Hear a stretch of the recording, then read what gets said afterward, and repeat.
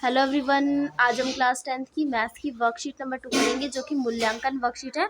इसकी डेट है 3 अगस्त 2021। ठीक है, तो ये कार्यपत्रक 20 अंक की है। इस कार्यपत्र में पूरे टोटल 10 प्रश्न पूछे गए हैं और प्रत्येक प्रश्न के अंक उसके सामने दिए गए हैं। ठीक है, तो सबसे पहले स्थिति आधारित प्रश्न जो है, ठीक है, केस बेस्ड, वो 5 नंबर के हैं। निम्नलिखित प्रश्नों के सही विकल्प के सामने सही का चिन्ह लगाना। ओके, तो ये जो है कोविड-19 महामारी के ऊपर है कि कोविड-19 महामारी, जिसमें वायरस महामारी के रूप में भी जाना जाता है, मनुष्य के बीच गंभीर तीव्र श्वसन सिंड्रोम के संचरण के कारण चलती आ रही एक महामारी। निम्न तालिका एक अस्पताल के दिन के दौरान भर्ती किए गए मरीजों की आयु वितरण दर्शाती है। ठीक है, आयु दे रखी है, मरीजों की संख्या दे रखी है कि 5 से 15 की आयु के 8 मरीज हैं, इतने आयु के 10 मरीज हैं, इतने आयु के 20 मरीज हैं, इस तरीके से।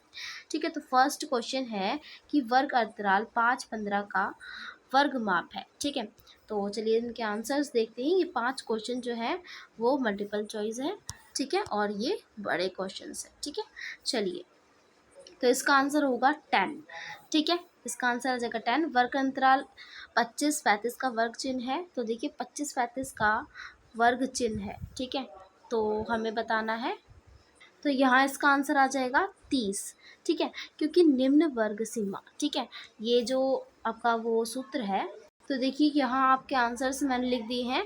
तो फर्स्ट क्वेश्चन जो है उसका आंसर सी हो जाएगा, और इसको सूत्र जो है ऊपरी सीमा में से निम्न सीमा माइनस करेंगे। ठीक है, तो यानी कि 15 - 5 करेंगे तो 10 आंसर आएगा, तो ये 10 इसका आंसर हो जाएगा। ठीक है, एंड नेक्स्ट क्वेश्चन है वर्ग अंतराल 25 से 35 का वर्ग चिन्ह। तो इसका सूत्र होएगा निम्न सीमा प्लस ऊपरी सीमा। ठीक है, तो यहाँ हो जाएगा निम्न सीमा प्लस ऊपरी सीमा कर देंगे, अपॉन में क्या कर देंगे हम 2 कर देंगे। ठीक है, तो ये हो जाएगा इन 60 अपॉन में 2, इसको कट करोगे तो 30 आ जाएगा। ठीक है, तो इस तरीके से इसका आंसर आएगा। एंड नेक्स्ट थर्ड क्वेश्चन कि अस्पताल में एक दिन में कितने भर्ती हुए मरीजों की कुल संख्या। तो इस तरीके से आप टोटल करेंगे एंड देन इसका आंसर 80 आएगा। ओके, फोर्थ क्वेश्चन का अस्पताल में एक दिन में भर्ती हुए मरीजों की औसतन संख्या, तो 35 आएगी। एंड फिफ्थ क्वेश्चन का आंसर आपका ए पार्ट आएगा। ठीक है, और इस तरीके से आपको फोर्थ क्वेश्चन का एक्सप्लेनेशन भी देना होगा कि किस तरीके से हुआ है। तो इस तरीके से आप एक ग्राफ बनाएंगे, इस तरीके से ये सारा चीज़ लिखेंगे जो भी मैंने यहाँ लिखी है, मेंशन की है। ठीक है, एंड ऐसे ही आपको 5 क्वेश्चन, फिफ्थ जो क्वेश्चन है उसे भी सोल्व करना होगा। सोल्व करने के मार्क्स मैथ्स में लगते हैं। ठीक है, तो फिफ्थ का सोल्व नहीं करना, सिर्फ और सिर्फ आंसर है। फोर्थ आपको सोल्व करना है। ठीक है, तो फोर्थ आपको सोल्व करना है। ओके, चलिए बढ़ते हैं नेक्स्ट क्वेश्चन की ओर। तो देखिए सिक्स्थ क्वेश्चन है लघु उत्तरीय प्रश्न वाले, जो 4 + 3 7। तो एक 6 सेंटीमीटर का रेखाखंड ए बी खींचना है और स्केलर प्रकार के सहायता से लंब उस पर समद्विभाजक खींचना है। ठीक है, तो चलिए देखते हैं इसका आंसर। तो देखिए आंसर नंबर 6 होएगा। पहले आप ए बी एक सेगमेंट खींचेंगे जो कि 6 सेंटीमीटर का होगा, और फिर ए और बी, ठीक है, एक पॉइंट पे रखेंगे, बी पे रखेंगे, चाप लगाएंगे ऊपर नीचे, ए पे रखेंगे, चाप लगाएंगे ऊपर नीचे, और स्ट्रेट लाइन ज्वाइन कर देंगे और यहाँ एक कॉन बना देंगे। ठीक है, और इनको नाम दे देंगे डी और इसका नाम दे देंगे सी। तो इस तरीके से ये बनानी है। ठीक है, नेक्स्ट क्वेश्चन है 7th। ठीक है, यहाँ मैंने आपके लिए पेज पे लिख दिया आसानी से।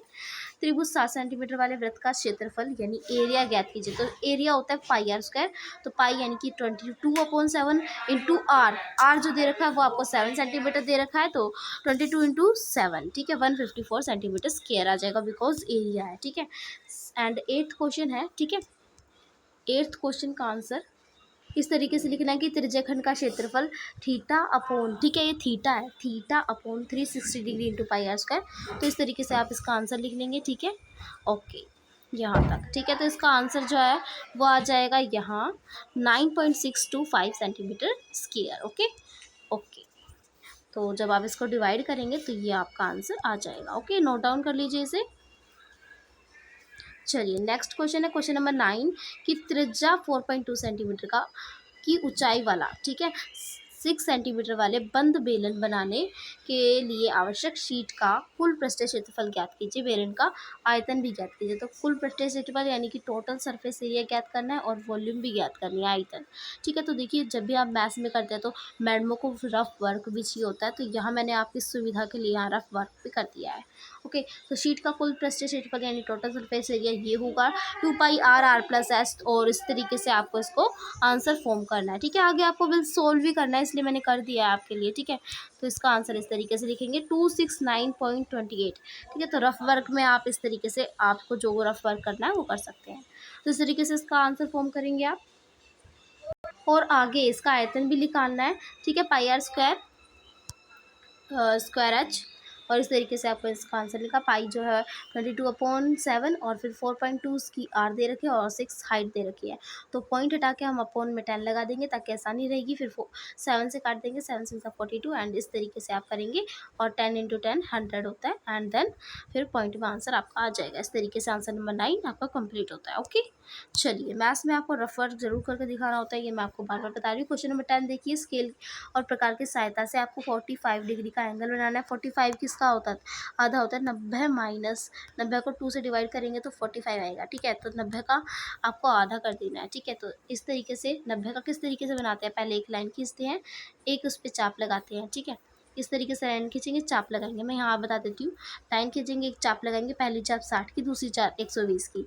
तो फिर पहले 60 पे रख के एक चाप लगाएंगे, 120 पे रख के एक चाप लगाएंगे, इस तरीके से करेंगे, और फिर यहाँ रख के यहाँ रख के। ठीक है, कहाँ रखेंगे, एक पॉइंट यहाँ पे, एक पॉइंट यहाँ पे, फिर चाप लगाएंगे, इतना प्रकार को खोल के। ठीक है, और फिर चाप लगाएंगे, जो चाप कटेगी वो आपकी 45 डिग्री का कोण बनाएगी। और इसको आपको डॉटेड लाइन से दिखाना है, बिकॉज ये हमें नहीं दिखाना, ये दिखाना है हमें। इस तरीके से ये डॉटेड लाइन दिखा रखी है ना मैंने, इस तरीके से आपको आंसर इसका बनाना है, इस तरीके से। ठीक है, ओके, तो इसके स्टेप्स लिखना चाहें तो आप इस तरीके से इसके स्टेप्स लिख सकते हैं। ठीक है, स्टेप 4, और ये, ठीक है, यहाँ 5 है, स्टेप 5 इसके पूरे टोटल हो गए। ठीक है, ओके, इस तरीके से आप इसके स्टेप्स लिख सकते हैं।